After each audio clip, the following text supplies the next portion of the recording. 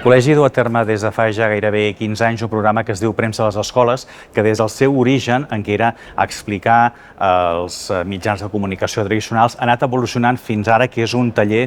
molt més complet sobre quines són les principals diferències que hi ha entre els mitjans de comunicació, que són els que difonen informació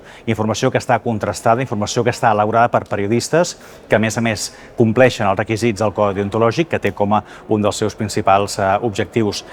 treballar bé pel que fa a la informació, i després diferenciar els canals que són a través dels quals es poden dur a terme aquesta difusió de les mentides i de les fake news. Aquest programa ha arribat a uns 18.000 estudiants de secundària. El nostre objectiu és que cada vegada o cada curs sigui molt més ampli, fins al punt que hi pogués haver una conscienciació molt més ferma, també per part de les administracions públiques, que això formés part d'una assignatura obligatòria, però no només a la secundària, que és on estem fent fins ara, sinó que fins i tot anés als últims cursos de primària. Per què? Perquè els nens i les nenes cada vegada tenen un telèfon mòbil molt abans dels 12 anys i a partir d'aquí tenen un accés molt més fàcil, diguem, a totes aquestes xarxes. Però no només ens quedem el que fa a l'etapa educativa, sinó que també el que estem duent a terme, sobretot bàsicament centrat a Barcelona, però ho volem ampliar a través d'acords amb la Generalitat a tot el país, és dur a terme aquests tallers als casals cívics, als centres de la gent gran i fins i tot a les biblioteques. Per què? Perquè també no podem oblidar que és un col·lectiu